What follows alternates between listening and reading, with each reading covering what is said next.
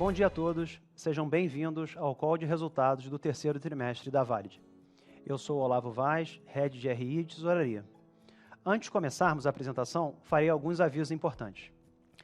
Esse evento está sendo gravado e todos os participantes estarão apenas assistindo à teleconferência durante a transmissão. A apresentação está sendo disponibilizada com tradução simultânea para o inglês. Os slides de apoio e todo o material referente ao terceiro TRI estão em nosso site de RI. Logo após o evento, o replay também estará disponível em nosso site. Assim que acabar a apresentação, vamos iniciar a sessão de perguntas e respostas. As perguntas podem ser enviadas desde já e a qualquer momento durante a transmissão. Para enviar, basta acessar o chat da plataforma. É importante esclarecer que eventuais declarações que possam ser feitas durante essa videoconferência relativas às perspectivas de negócio da companhia, projeções e metas operacionais e financeiras se constituem crenças e premissas da nossa diretoria, bem como informações que hoje estão disponíveis para a empresa. Considerações futuras não são garantias de desempenho. Estas envolvem riscos, incertezas e premissas, pois se referem a eventos futuros e, portanto, dependem de circunstâncias que podem ou não ocorrer. Os investidores devem compreender que as condições econômicas gerais da indústria, além de outros fatores operacionais, também podem afetar o futuro da empresa e conduzir a resultados que diferem materialmente daqueles expressos em tais considerações. Hoje aqui comigo terei a participação do nosso CEO Ivan Murias, para quem eu passo agora a palavra. Ivan, bom dia, boa apresentação para você. Bom dia, Olavo, e bom dia a todos que estão juntos com a gente, acompanhando a mais essa entrega de resultados. Como já é de costume, eu gostaria de começar agradecendo a todos os nossos mais de 3.000 colaboradores que dia após dia contribuem para que a gente possa entregar os resultados que vão ser apresentados aqui. Em nome de toda a diretoria executiva e em meu nome, o nosso muito obrigado. Nós vamos dar início agora aos destaques do terceiro trimestre de 2023. Nós encerramos esse trimestre com receita de 558 milhões, um crescimento de 13% frente ao mesmo período de 2022 e de 4% em relação ao trimestre anterior. Em todos os segmentos em que atua, ID, Pay e Mobile, a Valid apresentou crescimento de receita em relação ao mesmo trimestre do ano de 2022, com destaque para o segmento de Pay, com aumento de 25% no ano contra ano.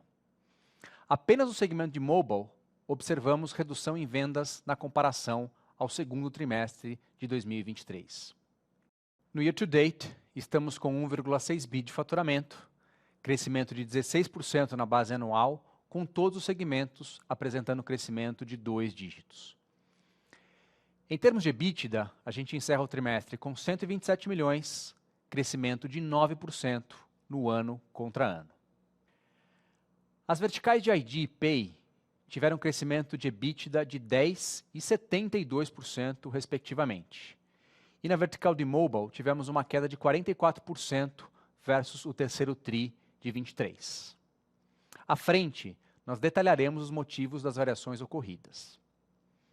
No acumulado do ano, o EBITDA atingiu 410 milhões, valor 23% acima dos 9 meses de 2022.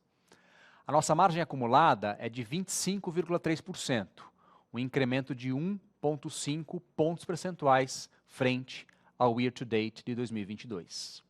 Falando agora do lucro líquido. No trimestre, a gente chegou ao montante de 61 milhões, com margem de 11%, levando o acumulado de todo o ano para 178 milhões, o que também representa 11% de margem. O resultado do terceiro TRI foi positivamente afetado em cerca de 9 milhões, não recorrentes, em função do recebimento de valores em atraso na vertical de ID. Vale lembrar que nesse mesmo momento, em 2022, a Valid apresentava prejuízo de 300 mil reais. O aumento do resultado é fruto de 3 grandes componentes: a melhoria no EBITDA, a melhoria dos resultados financeiros e a descontinuidade de linhas operacionais de baixa ou nenhuma rentabilidade. Olhando no resultado por ação, tivemos um EPS de 0,78 no trimestre e no acumulado do ano ele está em 2,25. Na última RCA, realizada em outubro, o conselho da companhia deliberou pela distribuição de mais uma rodada de JCP no valor de 0,27 centavos por ação, o que representa cerca de 21,6 milhões de reais. O pagamento desses proventos ocorrerá ao longo do dia de hoje, 8 de novembro. Nesse ano, o Conselho já deliberou pelo pagamento de 65 centavos por ação de JCP, o que representam 52 milhões ou aproximadamente 29% do lucro dos primeiros 9 meses do ano.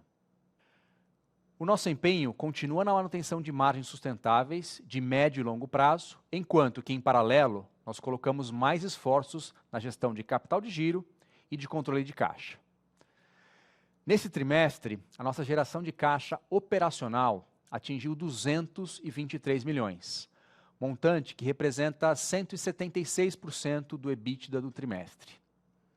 Os esforços contínuos em todas as verticais para a redução do contas a receber, a melhoria de níveis de estoque e de prazos com os nossos fornecedores têm se mostrado bastante efetivos.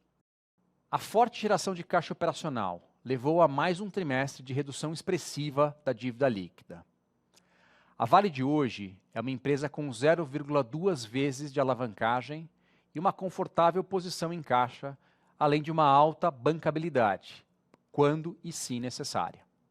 Passo agora a palavra ao Olavo e volto para as considerações finais. Olavo, bola contigo. Vamos começar a falar dos resultados financeiros. Tivemos receita de 558 milhões no trimestre, um incremento de 13% frente ao mesmo período de 22. Em termos de EBITDA, a gente apresentou o crescimento de 23%, com o indicador alcançando 127 milhões, o que representa uma margem de 22,7%. No ano, temos aumento de receita de 16%, chegando a 1.600 bi. Destaque para um aumento de 23% de EBITDA no year to date e para a margem acumulada de 25,3%, o que representa um crescimento de 1,5 pontos percentuais.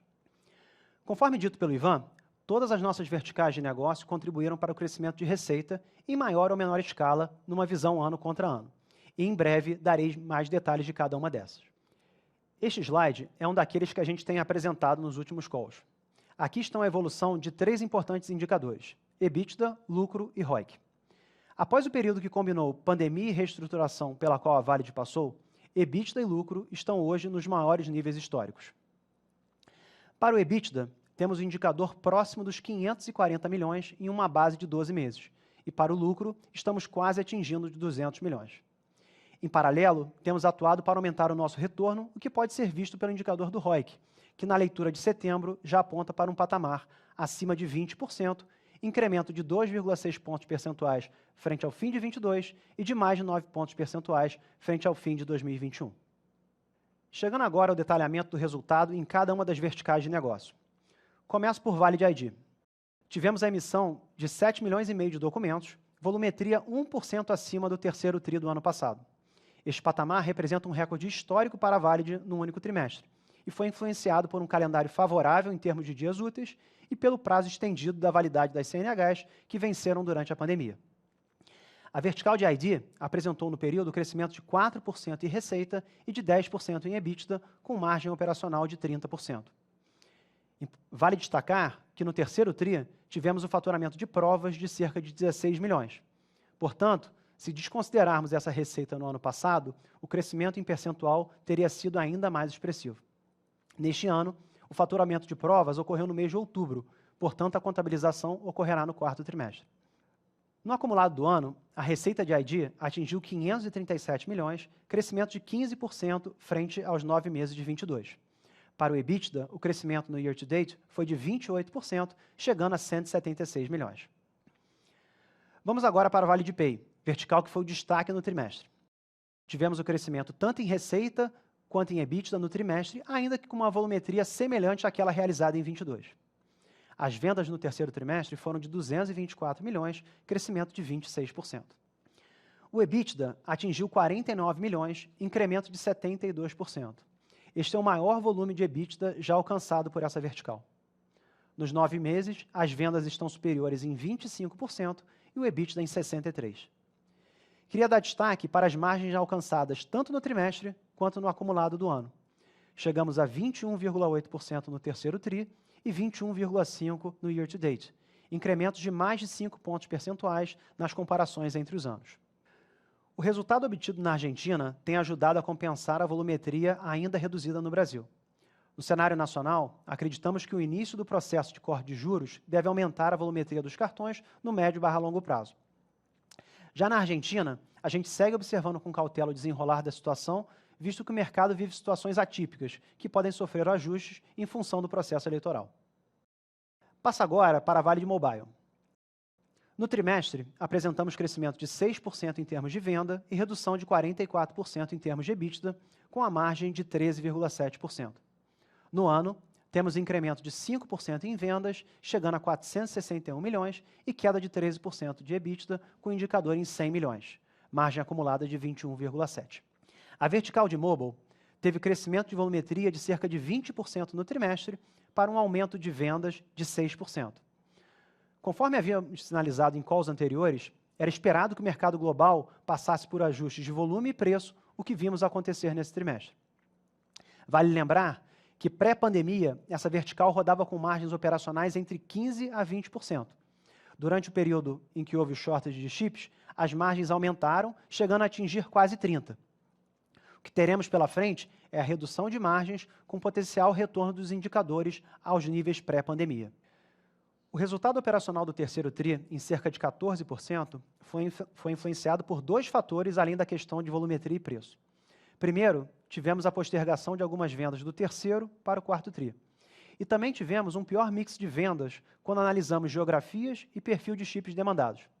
Acreditamos que até pelo menos o primeiro semestre de 2024, os resultados nessa vertical serão mais desafiadores e o foco do time nesse momento tem sido na alocação otimizada de chips dentro dos países em que atuamos. O fato da Valid ter um bom equilíbrio entre as verticais, geografias e moedas ajuda para que as unidades se complementem no resultado global. Passarei agora por duas visões que mostram o caminho do EBITDA ao lucro, tanto no trimestre quanto nos primeiros 9 meses do ano. Nesse trimestre, a gente saiu de um EBITDA de 126 milhões para um lucro de 61 milhões, o que representa um IPS de 78 centavos.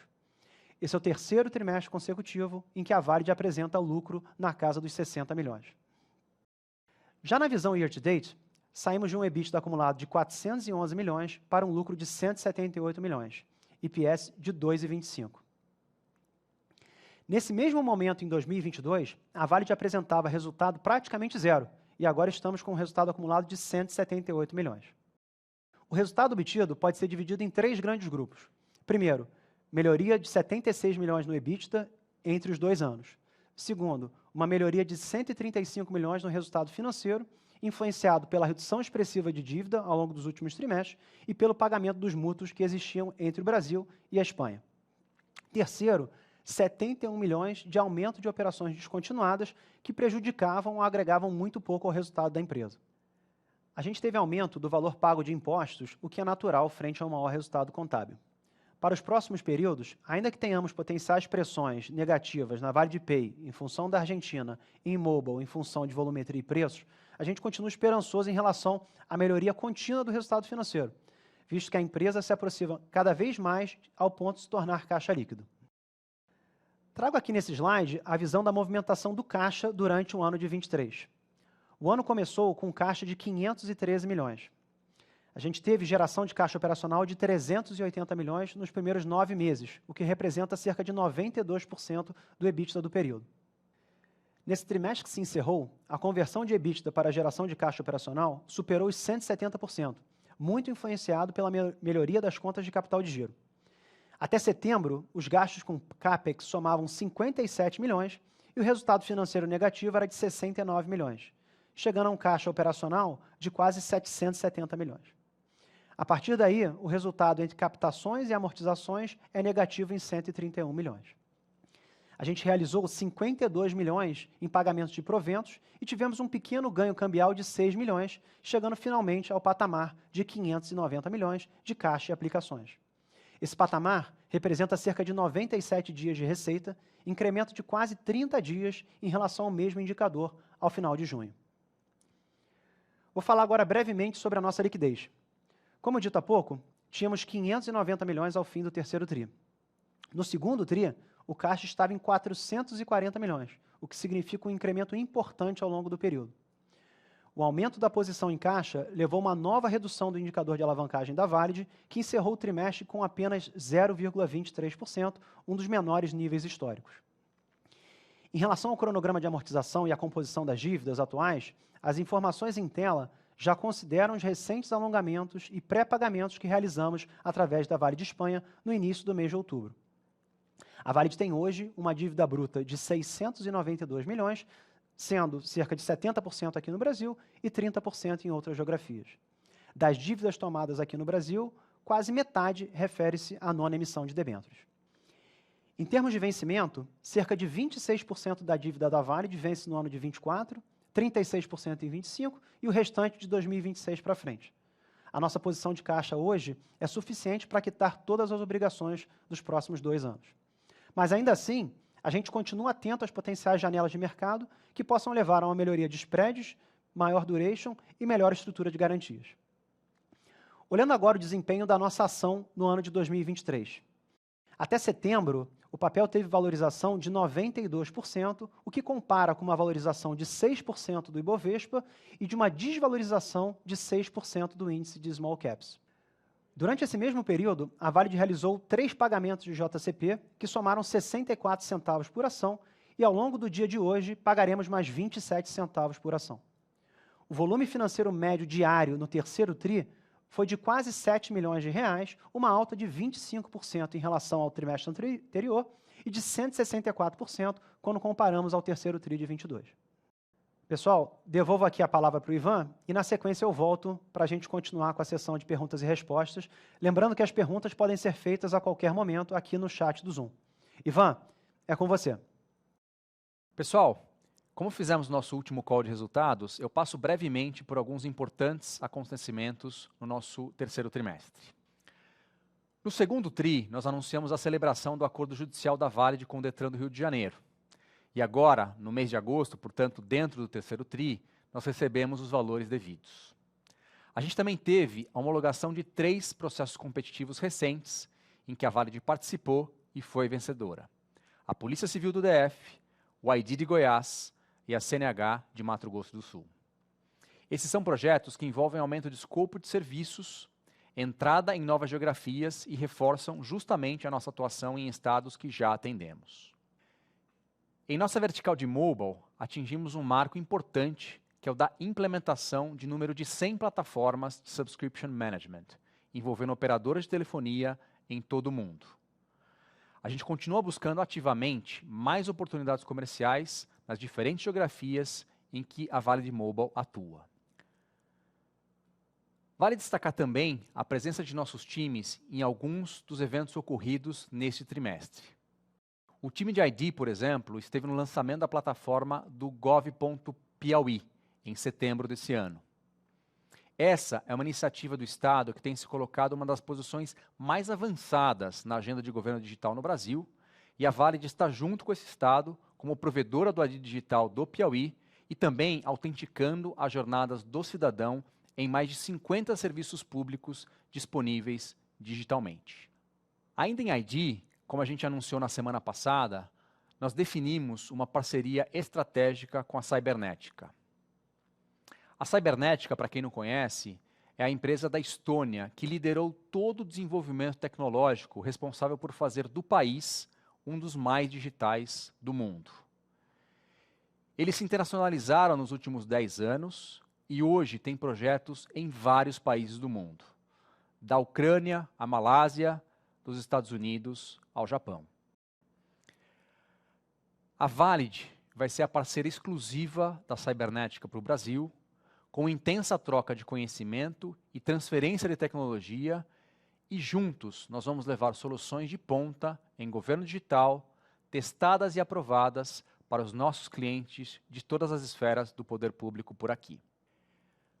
Por fim, nosso time de mobile esteve presente em alguns dos eventos importantes desse trimestre, mas o destaque vai para o Mobile World Conference, realizado em Las Vegas no mês de setembro.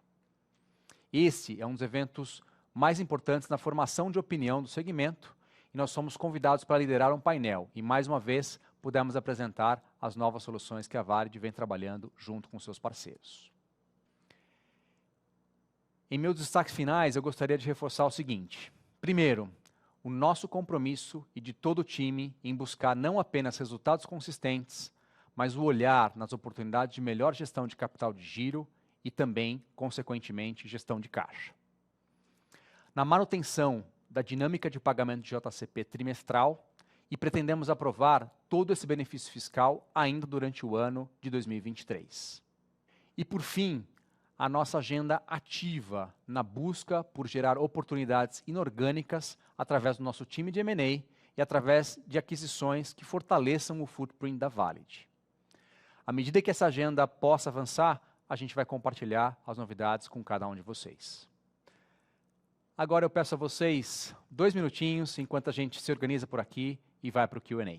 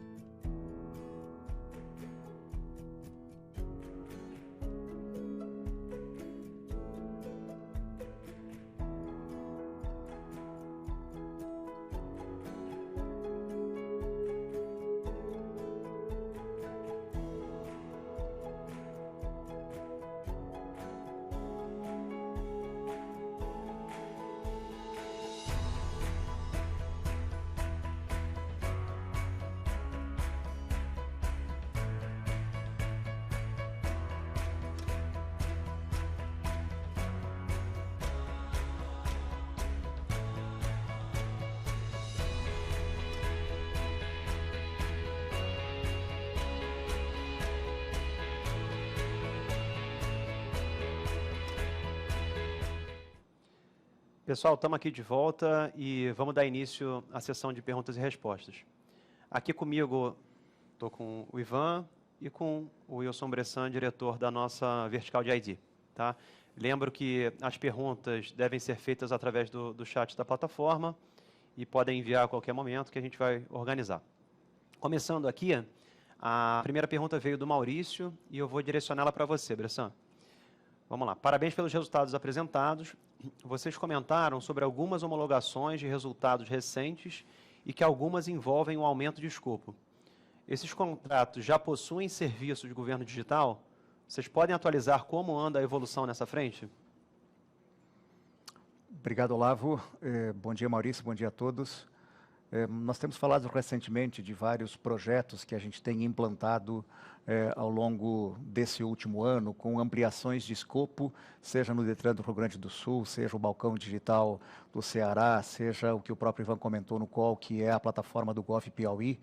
Mas a gente tem acompanhado e tem uma alegria de anunciar hoje um novo contrato que a gente está adjudicado e homologado junto ao governo do estado do Ceará, né, numa parceria, num processo de competitivo dentro da ETICE, que é a empresa de tecnologia do estado do Ceará, onde nós temos a possibilidade de anunciar o nosso primeiro contrato full de serviços de governo digital.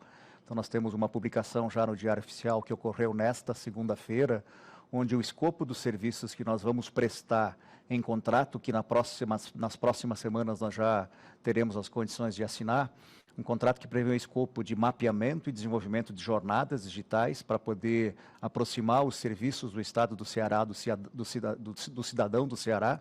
Prevê também as plataformas de interoperabilidade, e aqui a gente vai poder fazer uso, num primeiro caso, já da tecnologia da cibernética, que nós anunciamos recentemente, a parceria estabelecida, né, de prover a plataforma que integra os databases das diferentes secretarias do Estado do Ceará e que permite que a gente tenha a unificação dos serviços digitais prestados lá no Ceará.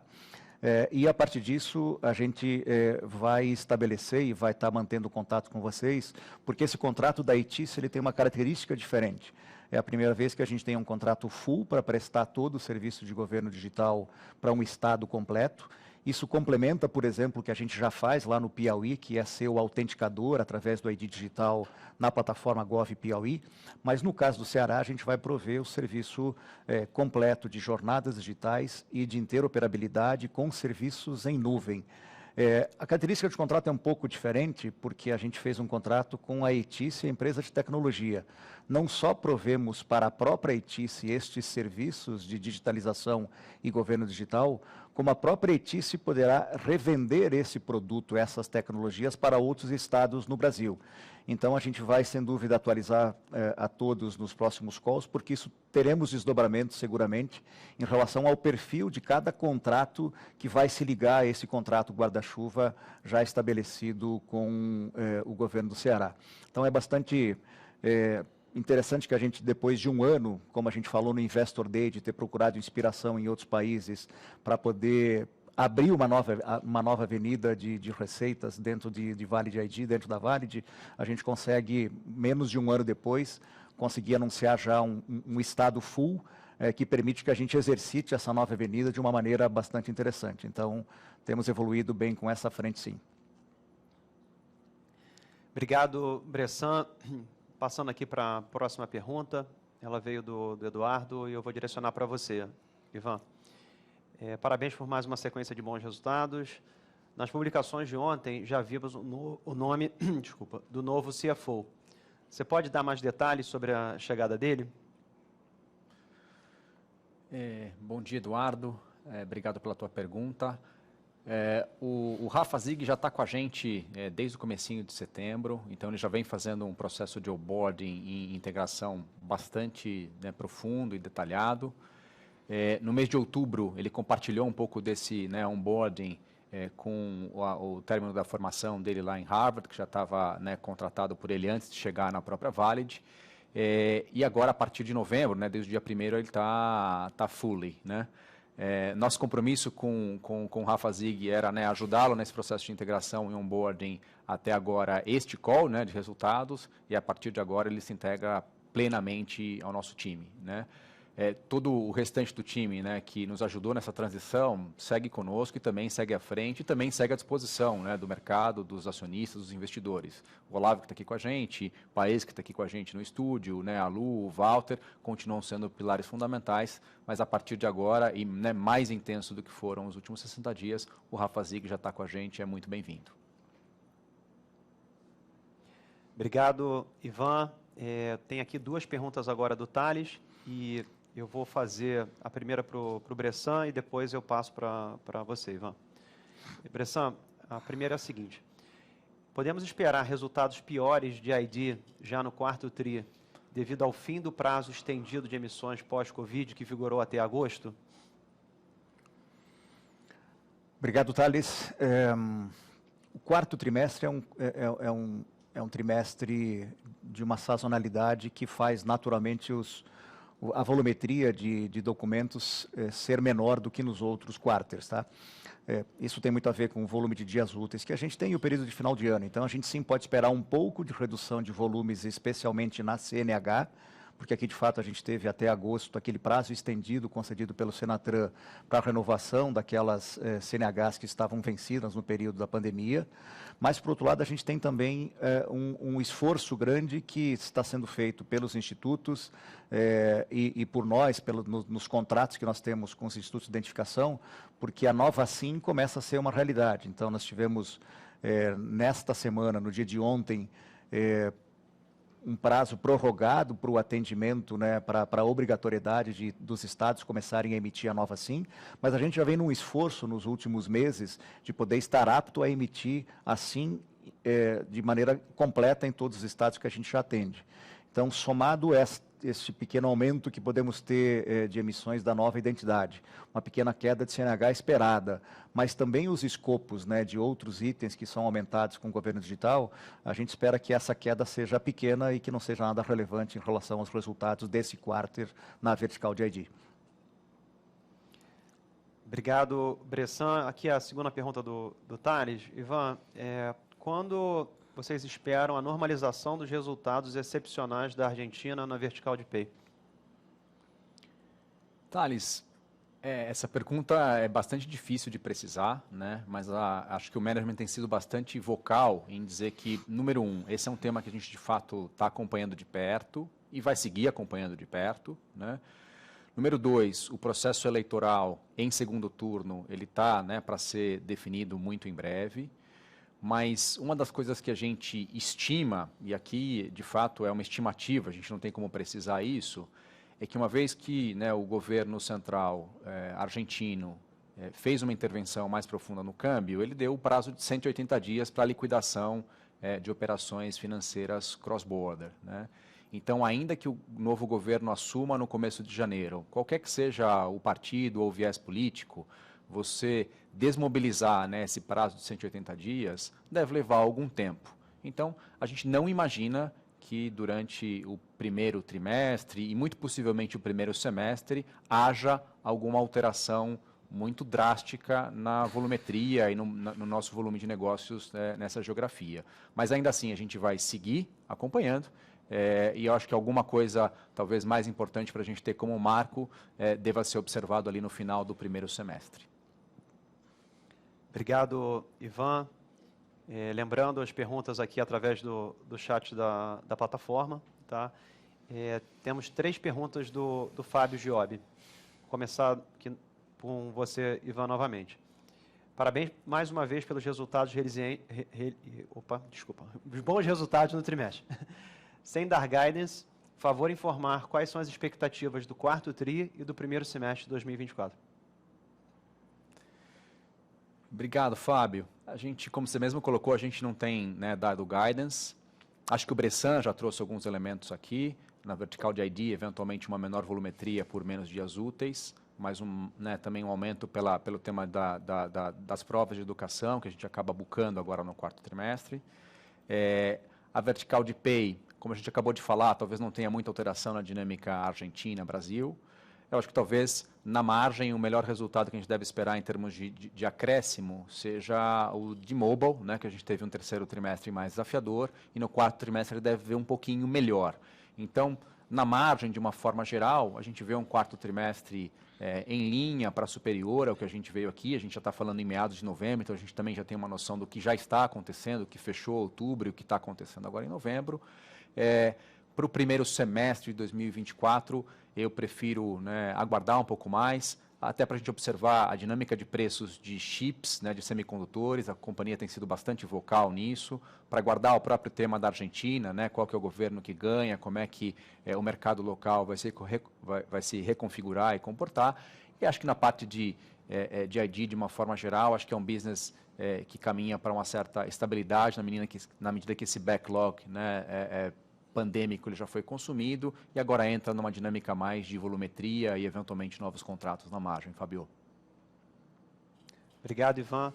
A próxima pergunta do Fábio, ele pergunta se em função da situação financeira momentânea e ao processo eleitoral para os próximos anos na Argentina, a Vale já analisa uma possível venda dos ativos no país.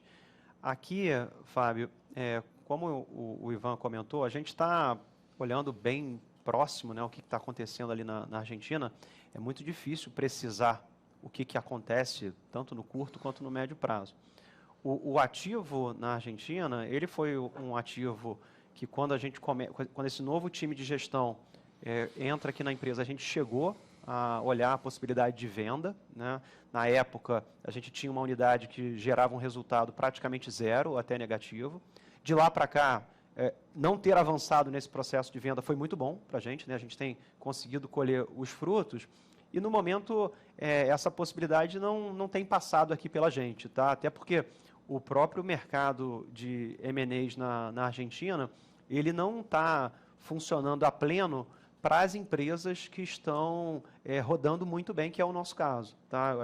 O que a gente tem visto lá são desinvestimentos de quem tem desistido do país ou quem está com margens apertadas ou negativas, tá? E aí com valuations muito baixos, né? Nesse momento, a gente está super tranquilo em relação à operação, acompanhando de perto, né, possíveis variações, possíveis mudanças, tá? Mas no momento não está aqui no pleito para desinvestir, tá bom?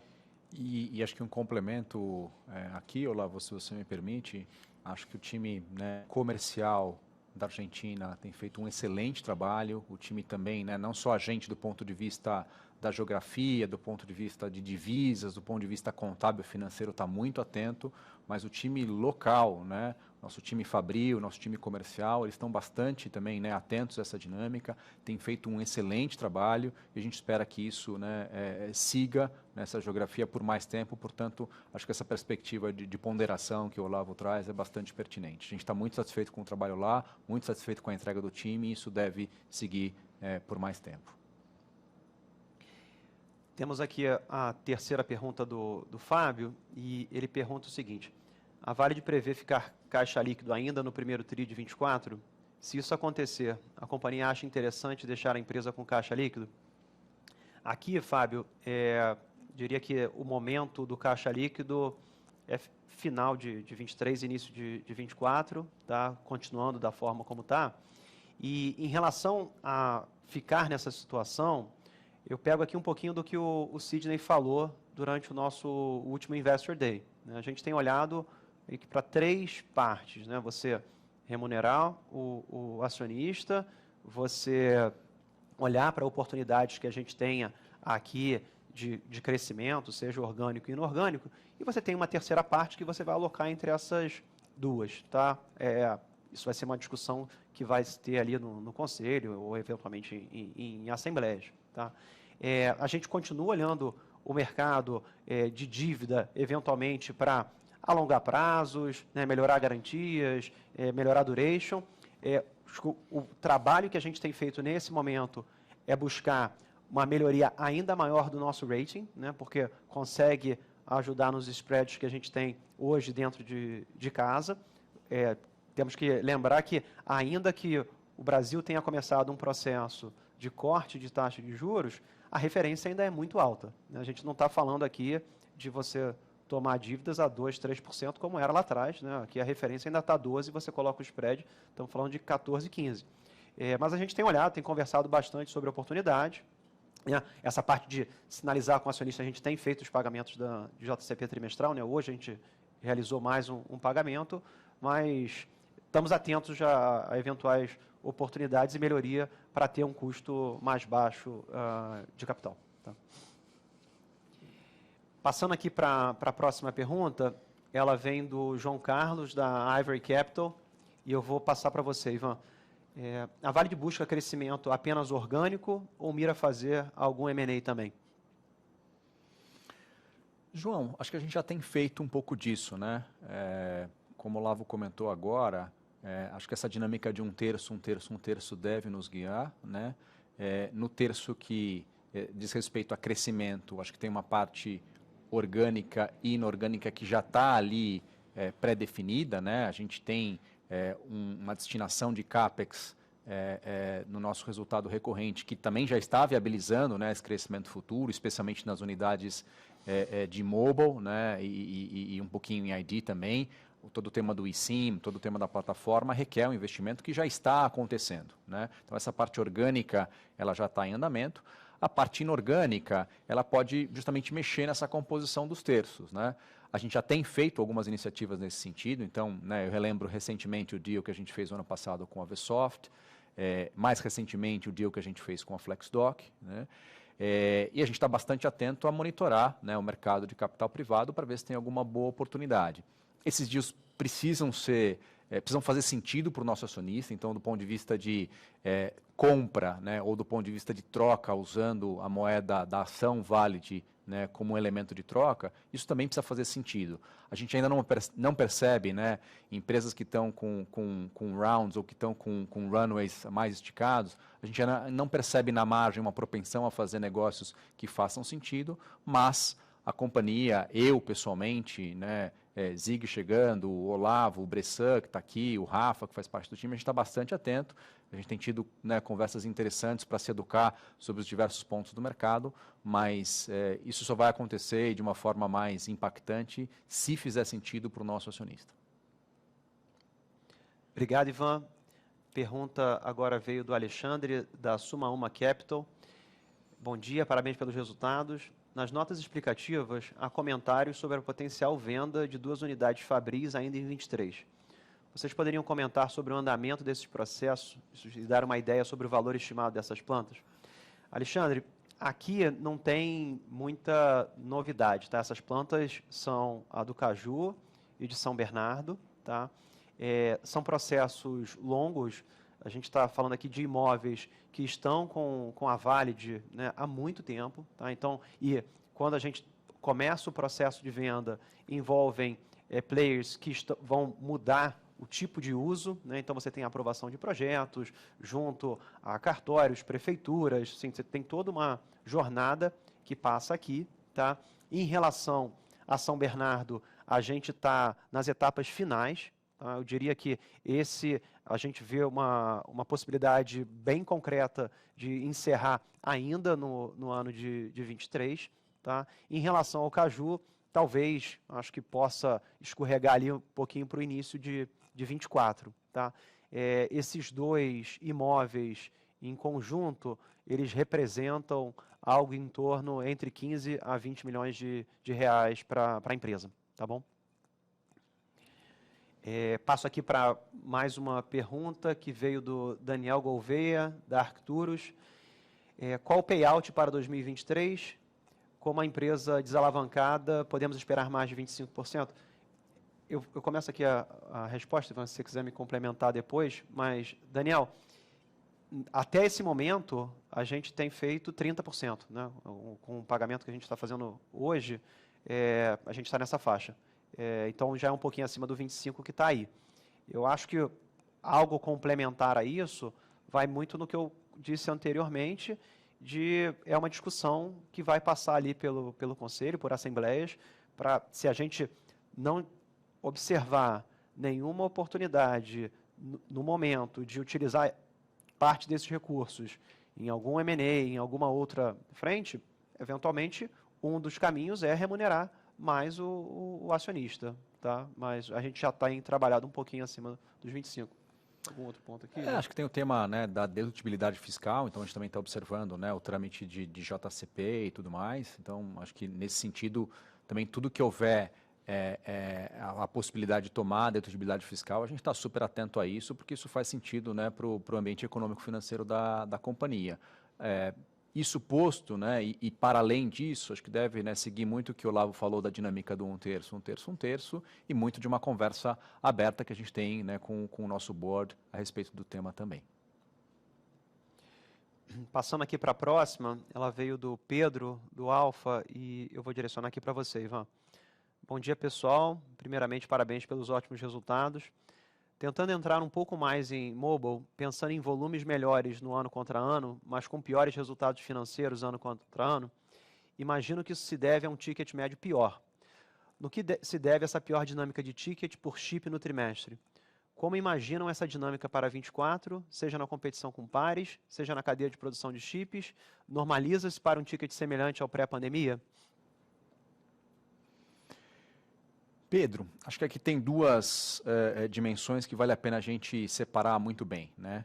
Tem uma dimensão que é mais estrutural, que diz respeito a essa dinâmica pré-pandemia, shortage de semicondutores durante a pandemia e agora há uma normalização que começa de fato a acontecer, né? Esse business ele tinha no momento pré-pandêmico uma margem ali de 12, 13, 14%.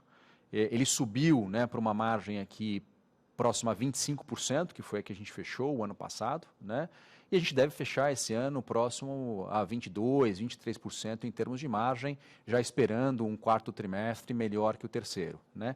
Essa dinâmica é uma dinâmica estrutural, né? E ela de fato tem a ver com esses aspectos que você comentou. Na medida que a gente tem mais disponibilidade de chip, o preço deve cair na margem, essa margem não deve permanecer no patamar de 25% que a gente terminou o ano passado, muito embora a gente vai ter um ano muito parecido com o ano passado e deve fechar muito bem ainda esse ano, né? Mas na margem isso deve cair, faz parte dessa dinâmica, né?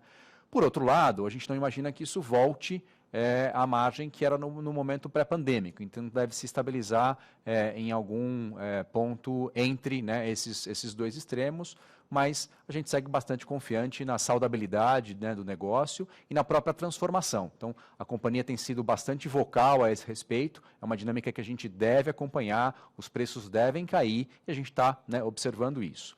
Isso, por um lado, deve se é diferente do que aconteceu no terceiro trimestre em particular, né? No terceiro trimestre, a gente ainda vê algumas geografias com estoque que estava acumulado, que de repente demorou mais para voltar às compras, algumas geografias em que a gente não fez uma venda expressiva no terceiro trimestre, que para a gente, na nossa composição de preço mix, tem uma relevância maior em puxar o volume, né, e a nossa margem para cima. Então, no terceiro TRI, a gente vendeu bastante, né, para geografias do Extremo Oriente, né, Sudeste Asiático e África. Essas geografias elas participam, né, com produtos com margens menores e, por consequência, a gente acabou vendo uma margem, no terceiro TRI em particular, um pouquinho defasada. Por outro lado, a gente também acabou não vendendo, né, para algumas geografias como os Estados Unidos, né, onde a gente tem uma margem um pouquinho melhor, e isso deve se normalizar no quarto TRI agora, a razão pela qual a gente está, né, otimista de que o terceiro TRI também não reflete tampouco a perpetuidade do que a gente deveria esperar para esse business. Então, acho que ao entender, né, conjunturalmente o que aconteceu no terceiro TRI, com estruturalmente o que vai seguir acontecendo ao longo dos próximos TRIs, deve dar uma dimensão também entre esses dois extremos de como a vertical de mobile deve se comportar nos próximos trimestres. Obrigado, Ivan. A gente chegou aqui na última pergunta. Queria agradecer mais uma vez Bressan, Ivan, a todos que estão aqui conosco e todo o time de RI, a diretoria, está à disposição para algum call adicional, alguma dúvida. Fiquem à vontade, a gente se vê em breve.